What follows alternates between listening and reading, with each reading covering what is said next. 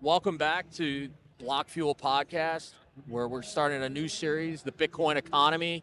I have Matthew from VanEck with us. Matthew, thanks for coming on. Hey, Sean. Great to have you. Good to be here. Not so used to this whole mic thing, but we'll make it work. So you're here at the show. Want to hear, what's going on over there at VanEck, and you just launched a new fund. Tell us all about it. Yeah. I think the biggest change this year for Bitcoin is that corporations have become the largest acquirers of Bitcoin year over year. So the number of listed companies, not only that own Bitcoin, but that are starting to talk about Bitcoin as being a driver of their end markets.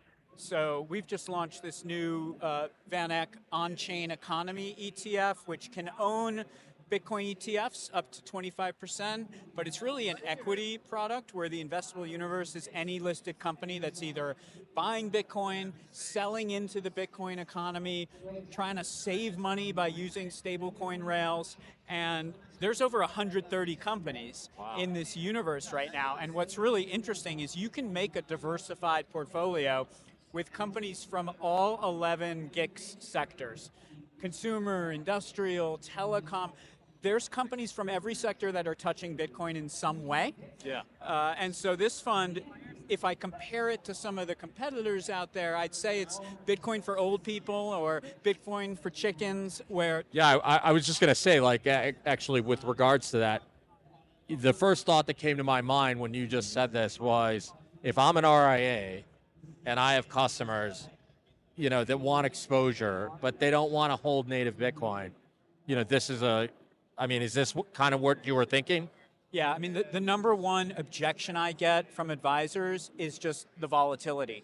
Even the advisors that believe what we're talking about with freedom money and de-dollarization and new neutral stores of money, they're like, I get it, but I just can't handle the volatility. So with this product, I think we can deliver a long-only experience where the client can feel ideologically aligned, but where just the volatility is going to be lower. Like 25% of the portfolio is in utilities and energy companies that are calling out Bitcoin mining as a driver of their load growth, right? These are the type of kind of dividend-paying, low volatility stocks that we kind of will own at the base case, and then when we get one of those washouts and Bitcoin's down 30 or 40%, we can jettison that ballast and buy the higher beta stuff. But overall, should be we hope it'll be a smoother experience. Fantastic. So, if folks are interested in this fund, obviously not investment advice, but how would they find this? What's the ticker? Things like that. Yeah, the beauty of ETFs, they're available on any brokerage account. So the ticker is NODE, N-O-D-E, like a blockchain node. We're charging 69 basis points management fee, so it's not an indecent fee level. So yeah, find it there. No, that's fantastic. Anything you're seeing, before we close out, anything you're seeing here at the show this year? I've obviously, outside of the institutional and corporate piece, I definitely have seen a lot of that. What else have you seen thus far in the first day? I think the political involvement continues to grow.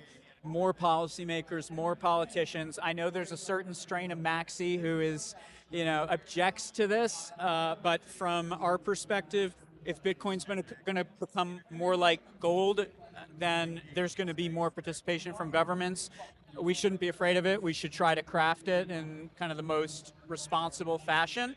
But there's now 9 countries that are mining Bitcoin, with government resources. I think the Pakistan announcement yesterday was enormous. It's another country with an IMF deal, and the IMF literally just told Pakistan, yo, you got to raise taxes. And what do? They say, actually, I think we'll mine some Bitcoin. So that's the way of the world, and I think that's what we're seeing at this conference is more government participation. No, Matthew, thanks for coming on. Great to have you. We'll definitely bring you back.